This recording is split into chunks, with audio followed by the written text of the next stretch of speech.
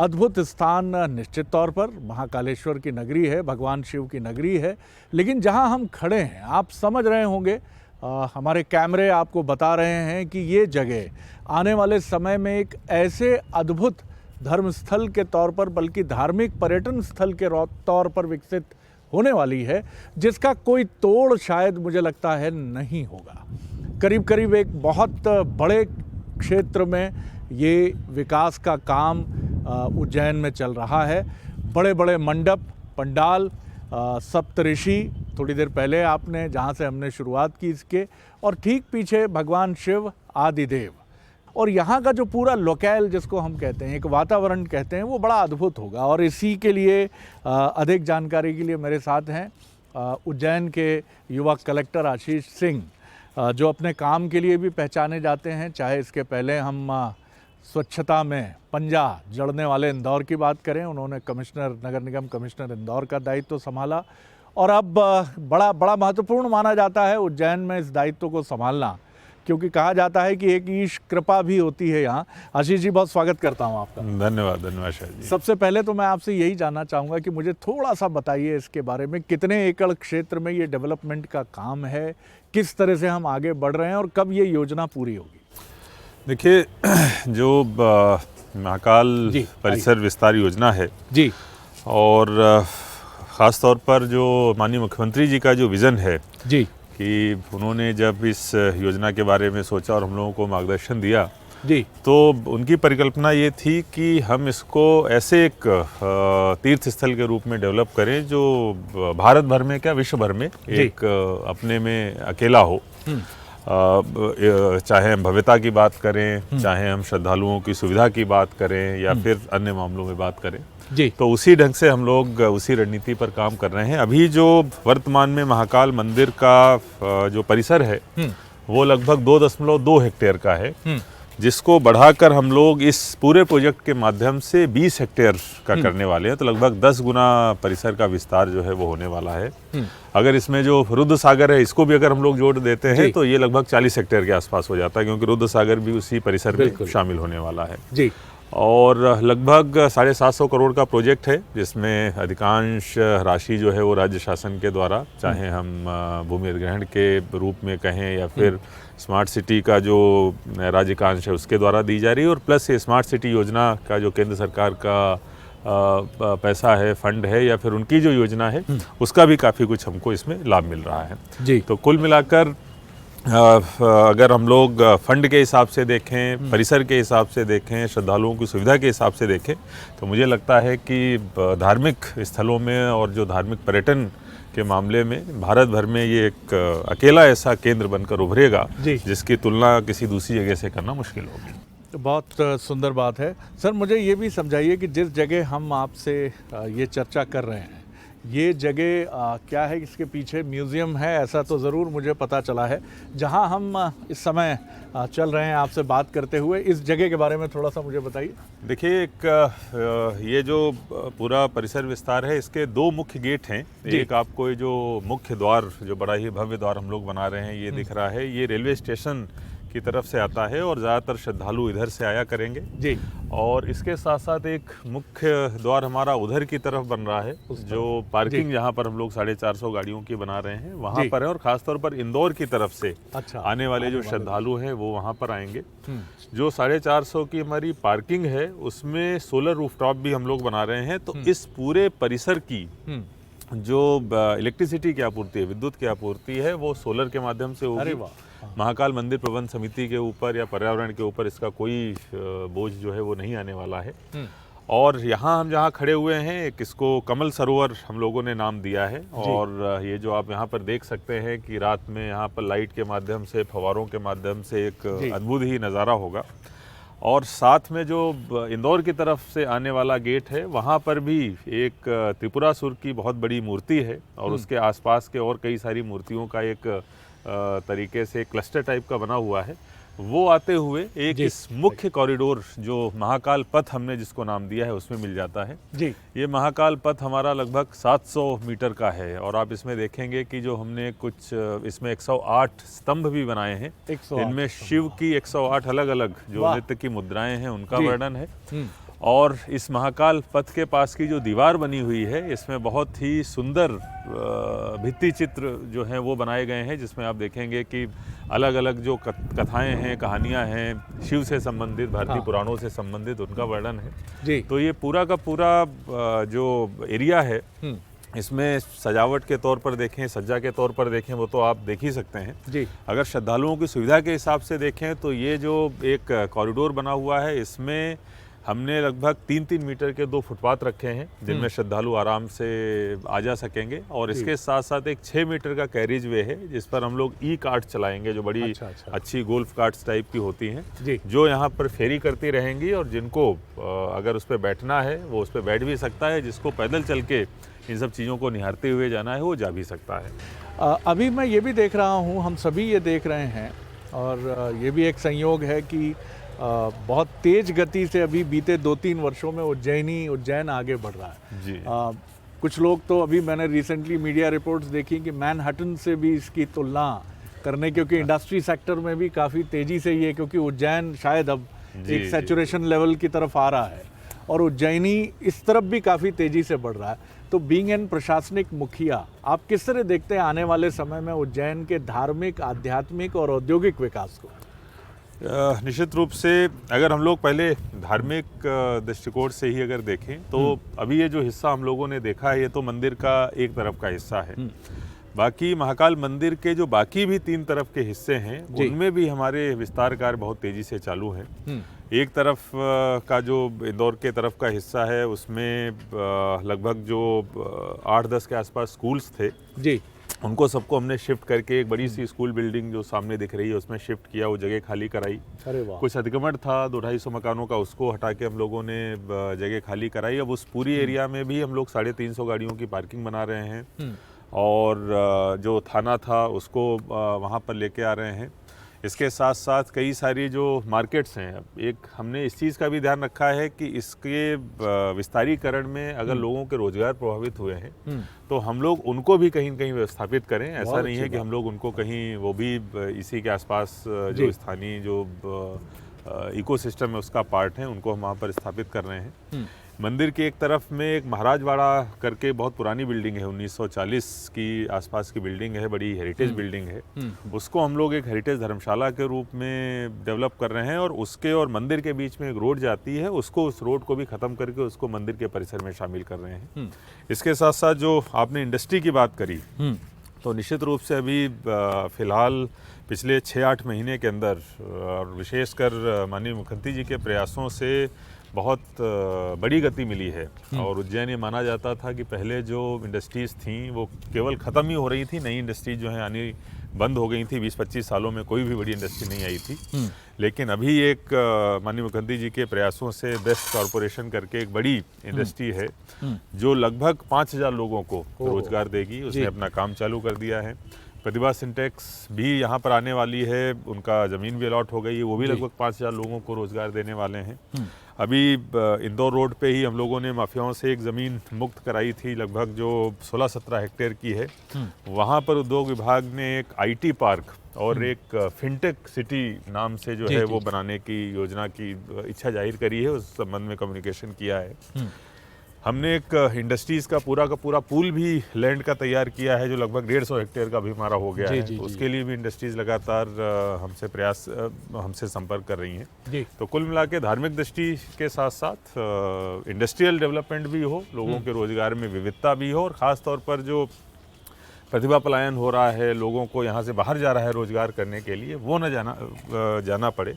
इन दोनों ही धार्मिक और इंडस्ट्रियल दोनों ही डेवलपमेंट से मुझे लगता है वो चीज़ पूरी तरीके से रुक जाएगी। और जो उज्जैन का एक कॉमर्शियल दृष्टि से कहें या फिर बिजनेस की दृष्टि से कहें, एक जो गौरवशाली अतीत होता था, जिस समय मिल्स होती थी और दूसरी चीज़ें होती थी, वो बहुत जल्दी वापस आएगा, ऐसी मैं उम्मीद करता हूँ। यहीं पास में जहाँ से कर्क रेखा गुजरती है, करीब 30 किलोमीटर दूर डोंगला शायद जगह है। जी। तो ग्रीनविच मीन टाइम मैं ये भी देख रहा हूँ, ये रिपोर्ट्स भी मैंने देखी हैं कि अब GMT DMT भी हो सकता है। तो किस तरह से वहाँ एक ऑब्जर्वेटरी, वेधशाला, क्योंकि कहा यही जाता है साइंटिफिक तरीके से कि जहाँ से कर्क रेखा गुजरती है सबसे बेहतरीन और सबसे एक्यूट आप टाइम का मेजरमेंट उसी प्लेस से कर सकते हैं। बिल्कुल, वहाँ पर ख़ास तौर पर साइंस टेक्नोलॉजी विभाग से जो वेधशाला बनी है और यहाँ पे जो स्थानीय मंत्री जी हैं मोहन यादव जी, उनका भी बहुत उसमें प्रयास रहा जी। उसमें वहाँ पर जो वेधशाला बनी है उसमें आईआईटी और आईएम से भी उनका करार हुआ है कि वहाँ के स्टूडेंट्स भी आया करेंगे और अपने रिसर्च के लिए उसका यूज़ किया करेंगे। तो निश्चित रूप से उसका यूज़ भी बढ़ेगा और इसके साथ साथ उसकी प्रसिद्धि भी बढ़ेगी। और इसके साथ साथ यहाँ पर एक साइंस सिटी बनाने की भी योजना है। माननीय मुख्यमंत्री जी ने भी उसको सैंक्शन दिया है और एक बहुत अच्छा जो 3D या 4D कहें हम लोग, जो साइंस फिल्म्स होती हैं या फिर इस प्रकार के जो शोज़ होते हैं वो ऑर्गेनाइज़ किए जा सकते हैं। स्मार्ट सिटी से भी हम लोग इस प्रकार की एक टेक्नोलॉजी और ऑडिटोरियम लेके आ रहे हैं और कुछ वहाँ पर इंस्टीट्यूट्स भी आ रहे हैं। तो कुल मिला के चाहे डोंगला हो या फिर उज्जैन की जो साइंस सिटी हो, वहाँ पर विज्ञान के मामले में भी उज्जैन में जो डेवलपमेंट हो रहे हैं वो अपने आप में मुझे लगता है कि बहुत एक गति और दिशा देने वाले हैं उज्जैन के डेवलपमेंट को। यहाँ पीछे मैंने सुना है कि एक ऐसा पार्क बन रहा है जो दिन में ही आपको नाइट गार्डन जैसी एक फीलिंग देगा और बड़ा ही ज़बरदस्त वो पार्क है कि बड़ा आप उसको एक गुंबज है जिसमें अंदर लाइटिंग जिस तरह की है कि हमें दिन में ही ये लगेगा कि हम किसी रात्रि में किसी बहुत मनोरम बड़े सुंदर पार्क में घूम रहे हैं। वो क्या योजना है? देखिए, पूरा जो हमारा परिसर है इसको धार्मिक दृष्टि से ही अगर कुछ ऐसी चीज़ें हो सकती हैं कि जिनसे हम श्रद्धालुओं के अनुभव को और ज़्यादा एनरिच कर पाएँ, इस प्रकार की जो हमारी प्लानिंग है। तो जैसा आपने नाइट गार्डन वाला बताया कि जो छत है और इस प्रकार का जो सराउंडिंग है उसको हमने इस तरीके का डिज़ाइन किया है कि वो ऐसा स्वरूप देगा।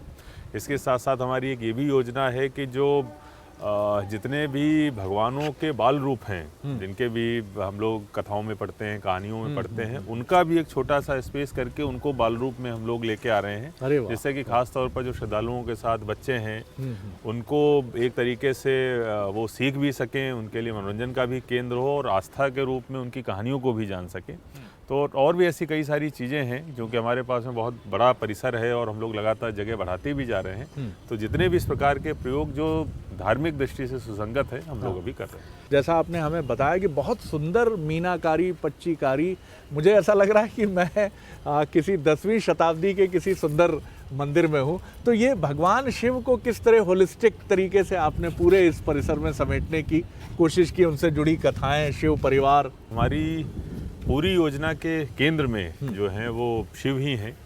तो शिव के जितने भी स्वरूप हो सकते हैं, शिव से जुड़ी जितनी भी कहानियाँ हैं और उनमें जो जो भी दूसरे कैरेक्टर्स मिलते हैं, जो दूसरे चरित्र मिलते हैं, उन सब को हम लोगों ने पहले एक थीम में रख के देखा और जो हमारे पास में स्थान थे तो उसको किस तरीके से हम लोग अलग अलग स्थानों को एक थीम वाइज सेट कर सकते हैं कि कहीं पर अगर एक जगह है जो त्रिपुरासुर का जब वध कर रहे हैं भगवान शिव, और जिसमें कि सारे देवताओं ने भी उनका वो किया था एक तरीके से, कोई उनका धनुष बना था, कोई उनका रथ बना था, कोई उनका घोड़ा बना था। तो सुंदर तो उसको केंद्र में रखकर बाकी सारी चीज़ें जो है हमने उसके आसपास सजाने की कोशिश करी हैं। वैसे ही एक यहाँ पर एक जो शिव स्तंभ हम लोगों ने क्रिएट किया है और उसके आसपास चाहे वो सप्तऋषि हों या जो दूसरी चीज़ें हों उसके आसपास हमने किया है। एक यहाँ पर जो आदि शिव की मूर्ति है उसको और जो ये कमल सरोवर है उसके आसपास हमने क्रिएट किया है। 108 जो हमारे स्तंभ हैं वो शिव की मुद्राओं को जो है 108 मुद्राओं को दिखाते हैं। तो जितनी भी कहानियाँ हैं, जितने भी चरित्र हैं, जितने भी एक तरीके से उनके स्वरूप हैं, उनको हमने एक बड़े ही थीम के हिसाब से कि कुछ भी जो सारी चीज़ें हैं वो कोहेरेंट लगनी चाहिए। ऐसा नहीं कि हमने कहीं पर कुछ रख दिया, कहीं पर कुछ रख दिया। सारी चीज़ें कोहेरेंट भी हों, शिव से संबंधित भी हो, और केवल शिव ही नहीं, अभी आगे चल के अगर आप देखेंगे तो उज्जैन की भी एक जो बहुत ही गौरवशाली अपनी परंपरा और इतिहास रहा है, जिसमें यहाँ पर विक्रमादित्य भी हैं, कालिदास भी हैं, उनका भी हमने कुछ कुछ यहाँ पर भाग रखा है कि शिव के अलावा भी कुछ चीज़ें जो हैं उज्जैन के बारे में लोग सीख कर लौट सकें। तो ये पीछे जो म्यूज़ियम का हिस्सा है इसका भी कुछ और ज़्यादा विस्तार, विकास और पूरे उज्जैन और पूरे इसके इतिहास को समेट कर हम यहाँ देख सकेंगे। देखिए, ये जो म्यूज़ियम है मुझे लगता है कि मध्य प्रदेश के ये सर्वश्रेष्ठ अगर हम लोग टॉप 3 के म्यूज़ियम देखें तो उनमें से एक शामिल होगा। हालांकि अभी तक ये चूँकि एकांत में पड़ जाता था, इसीलिए बहुत ज़्यादा इस पर जो दर्शक थे उतने पहुंच नहीं पाते थे। अब हमने जो योजना बनाई है इसको, इस म्यूज़ियम को इसी परिसर का हम लोग पार्ट बना रहे हैं। बीच की जो दीवार है उसको हम लोग हटा रहे हैं। और निश्चित रूप से यहाँ जितने श्रद्धालु हज़ारों लाखों की संख्या में आएंगे उनमें से बहुत बड़ी संख्या में श्रद्धालु यहाँ पर पहुँचेंगे भी जी। और यहाँ पर शिव का और शक्ति का और प्लस जो विष्णु का रूप है उन तीनों की उससे संबंधित जो मूर्तियाँ हैं, उससे संबंधित जो पुराने हमारे पास में अवशेष हैं वो यहाँ पर रखे गए हैं। लेकिन जगह यहाँ पर कम पड़ रही थी, तो इसके ऊपर जितनी अभी गैलरीज हैं, एक एक गैलरी तीनों पार्ट्स में हम लोग बनाकर और दे रहे हैं स्मार्ट सिटी से जी। तो इसका विस्तार भी कर रहे हैं और दूसरी चीज़ें भी हम लोग यहाँ पर दिखा पाएंगे। और इसके साथ साथ जब ये परिसर से कनेक्ट हो जाएगा तो निश्चित रूप से वो जो दर्शक पहुँचते हैं उनकी संख्या भी कई गुना अचानक बढ़ने की संभावना है। जी जी। मुख्यमंत्री शिवराज सिंह चौहान काफ़ी इन सारी चीज़ों में उनकी अभिरुचि भी हमने देखी है और काफ़ी उनका उज्जैन से निश्चित तौर पर एक आध्यात्मिक और एक धार्मिक रुझान तो उनका स्वाभाविक तौर पर है ही। बतौर उज्जैन के प्रशासनिक मुखिया आपने किस तरह से देखा, कितने क्यूरियस हैं मुख्यमंत्री इस प्रोजेक्ट को लेकर और कब तक इसको पूरा करने के लिए आप लोग आगे बढ़ रहे हैं? देखिए, उज्जैन के चाहे दोनों, एक अगर धार्मिक दृष्टि से अगर ये वाला हम प्रोजेक्ट देखें तो न केवल पूरा का पूरा जो मार्गदर्शन है और जो पूरी योजना का एक बृहद स्वरूप है वो उनके मार्गदर्शन में हम लोगों ने किया है, बल्कि जब भी वो उज्जैन आते हैं तो ज़रूर इसकी जानकारी लेते हैं, प्रगति लेते हैं। जब आते हैं तो इसकी क्वालिटी भी कभी कभी वो करते हैं, चेक करते हैं और बार बार यही निर्देश देते हैं कि पैसे की कोई कमी उनके द्वारा नहीं आने दी जाएगी। जितना हमको विस्तार करना है उस विस्तार के प्रयासों में कोई कमी नहीं आने दी जाएगी। लेकिन हमको एक अद्भुत यहाँ पर स्थल जो है और श्रद्धालुओं की दृष्टि से, धार्मिक दृष्टि से बनाकर देना है। तो निश्चित रूप से इसका श्रेय जो है अगर किसी को जाता है तो माननीय मुख्यमंत्री जी को ही जाता है। दूसरा, इंडस्ट्रीज़ के मामले में जो उज्जैन में जैसा मैंने बताया कि एक नई औद्योगिक क्रांति की शुरुआत जैसी हो रही है जी, वो पूरी तरीके से माननीय मुख्यमंत्री जी के प्रयासों का ही नतीजा है। और कई सारी कंपनी, चाहे बेस्ट हो चाहे प्रतिभा हो, खुद उन्होंने जाके इन लोगों से बात करी है, तब जाके उन्होंने यहाँ पर अपने जो है प्लांट्स लगाए हैं। तो निश्चित रूप से मुझे लगता है कि ये उज्जैन की खुशनसीबी है कि माननीय मुख्यमंत्री जी इतना ध्यान उज्जैन के ऊपर देते हैं और उनके विकास के लिए, उज्जैन के विकास के लिए उन्होंने इतने बड़े कदम उठाए।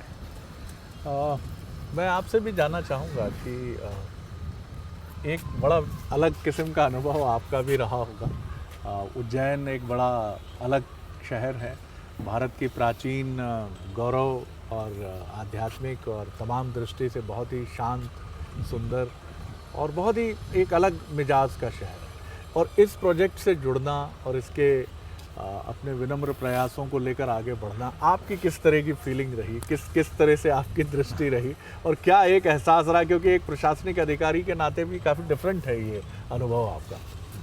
देखिए, निश्चित रूप से एक तो उज्जैन में एज एडमिनिस्ट्रेटर या किसी भी रूप में काम करना अपने आप में भाग्य की बात है और सौभाग्य की बात है कि मुझे ये मौका मिला। और सौभाग्य मैं अपना ज़्यादा इसलिए समझता हूँ कि दूसरी बार ये मौका मिला। इससे पहले सिंहस्थ में मैंने अपनी सेवाएं दी थी एज एडिशनल कमिश्नर नगर निगम, उस समय भी मुझे सौभाग्य प्राप्त हुआ था। और अभी तो ख़ास तौर पर जो मंदिर से जुड़े हुए इतने सारे अभी जो प्रोजेक्ट चल रहे हैं उनमें जो जुड़ने का मौका मिला है और कुछ अपना योगदान देने का मौका मिला है, तो मुझे लगता है कि एक भाग्य की बात तो है ही, लेकिन इसके साथ साथ अगर एज एडमिनिस्ट्रेटर एक एक्सपीरियंस का भी देखें कि बड़े प्रोजेक्ट को कैसे हैंडल किया जाए, टाइम लिमिट में कैसे उसको पूरा करना है, और ख़ास तौर पर अगर अर्बन डेवलपमेंट और प्लस रिलीजियस एक प्रोजेक्ट है, उसका एक बहुत अच्छा मिक्स है ये। अगर उसके एक्सपोजर के हिसाब से देखें तो मुझे लगता है कि ऐसे बहुत कम प्रोजेक्ट होते हैं और खुशनसीबी मैं इसमें भी अपनी मानता हूँ कि मुझे इन प्रोजेक्ट में सहभागी होने का, सीखने का। और कई सारे मेरे जो इंदौर के अनुभव थे, जैसे अगर हम लोग रुद्र सागर की बात करें तो इस पूरे प्रोजेक्ट में सबसे अगर कोई केंद्र बिंदु में कोई चीज़ है तो रुद्र सागर है, जो अभी सीवर से भरा हुआ है। लेकिन चूंकि जैसा इंदौर में हम लोगों ने कान, सरस्वती और जो 6 मेजर नाले हैं उनकी टैपिंग के काम किया था, तो उसका अनुभव हमें यहाँ पर प्राप्त हो रहा है और हम लोग इसको पूरी तरीके से सीवर फ्री अगले 3-4 महीनों में कर देंगे। सिखाने के लिए, सीखने के लिए एक बहुत महत्वपूर्ण भाग है मुझे लगता है। तो करियर के लिहाज से भी अगर देखें, सीखने के लिहाज से भी देखें तो बहुत महत्वपूर्ण ये मेरी पोस्टिंग है। भारत आज जहाँ जिस मुहाने पर खड़ा है आशीष जी, हमें इसी तरह के फ्यूजन की ज़रूरत है। हम एक ऐसे देश हैं जिसकी 5000 साल पुरानी संस्कृति है और हमारे पास पर्यटन के महत्व के, धार्मिक पर्यटन, ऐतिहासिक पर्यटन, हिस्टोरिकल टूरिज़्म से जुड़े बहुत सारे मॉन्यूमेंट्स हैं। इनको आधुनिक भारत के साथ एक फ्यूजन में लाकर खड़ा करना, जैसा आपने बखूबी कहा, इंदौर में आपका अनुभव स्मार्ट सिटी से भी जुड़ा रहा और स्वच्छ भारत से भी जुड़ा रहा, और अब यहाँ एक महाकाल मंदिर जैसी अद्भुत एक धार्मिक संरचना को इसी फ्यूजन से जोड़ना, हमें इसी की ज़रूरत है। और ये आपके लिए भी एक बड़ा, आपकी पूरी टीम के लिए बड़ा वैल्यूएबल अनुभव है।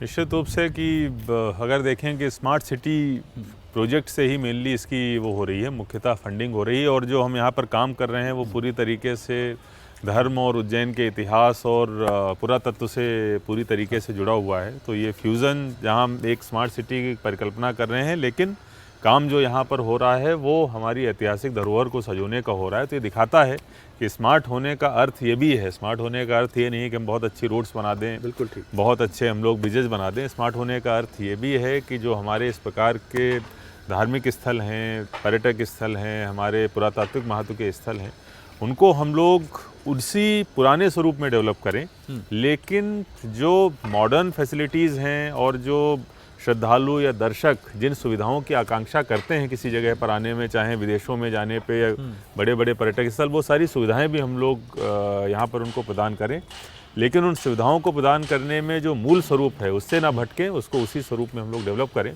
तो ये दोनों ही चीज़ें एक प्रशासनिक तौर पर भी और एक कंसेप्चुअल लेवल पे, मतलब जो आपने फ्यूजन शब्द यूज़ किया, मुझे लगता है बहुत महत्वपूर्ण है और हम लोग इस दिशा में आगे बढ़ रहे हैं। ये भी मुझे लगता है बहुत अच्छी बात है। बहुत कंक्लूड करूँगा इस सवाल के साथ कि क्या 2023-24 तक हम देखें इसको पूरा होते हुए, और सबसे महत्वपूर्ण बात ये भी है कि इतनी सुंदर संरचना जो यहाँ आकार ले रही है, इसके मेंटेनेंस को लेकर लंबे समय तक वो भी हमारी एक कहीं ना कहीं चिंतन में बात रहती, कब पूरा होगा, मेंटेनेंस के लिए क्या प्रक्रिया?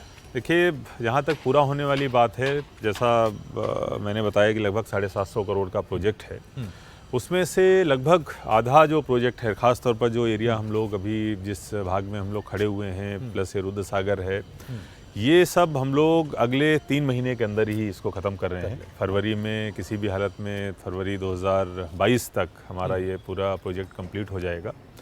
और बाकी का जो आधा हिस्सा है, जो मंदिर के बाकी के 3 तरफ में हम लोग जो विकास कार्य कर रहे हैं, वो 2023 के अप्रैल मई तक हमारी ख़त्म करने की योजना है। मतलब लगभग 1.5 साल का समय उसमें अभी लगेगा।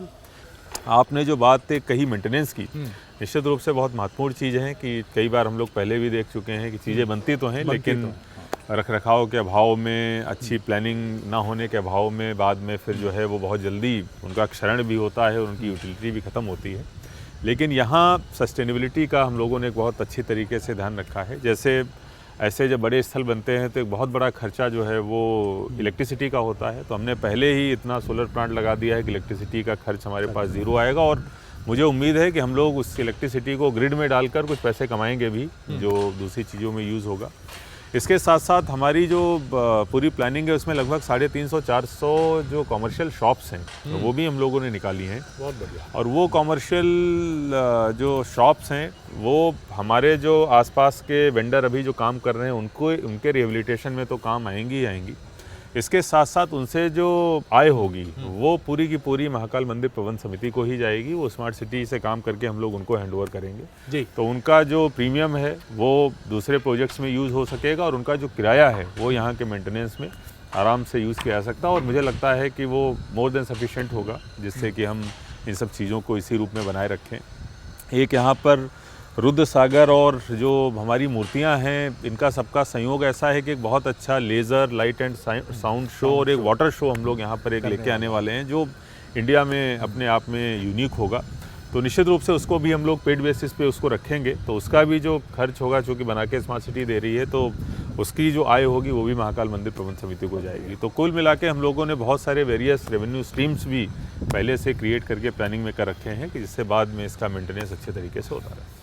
बहुत शुक्रिया सर इस बातचीत के लिए, बहुत धन्यवाद आशीष जी। और ये थे उज्जैन के यंग कलेक्टर आशीष सिंह जी, उनकी चमकती आँखें, और उनका उत्साह ये बताता है कि अब 2022 फरवरी जैसी वो बात कह रहे हैं, हमारा उज्जैन आने का अनुभव बदलने वाला है। तो बहुत ही अद्भुत है। मुझे तो बहुत ही ज़बरदस्त यहाँ एक आध्यात्मिक आनंद के साथ एक बदलते भारत, बदलते मध्य प्रदेश की तस्वीर से भी मैं रूबरू हुआ हूँ और बहुत गर्व से हम ये कह सकते हैं कि हमारा मध्य प्रदेश बदल रहा है, देश बदल रहा है और इसी के साथ हमारे धार्मिक महत्व के जो स्थल हैं, जिसमें उज्जैनी पूरे देश में ही नहीं विश्व में एक नंबर पर आप कह सकते हैं, वो उज्जैन भी बहुत तेज़ी से बदल रहा है। खास मुलाकात में इतना ही। अगली बार एक और व्यक्तित्व को लेकर और ऐसे ही किसी महत्वपूर्ण विषय को लेकर आपसे मिलेंगे।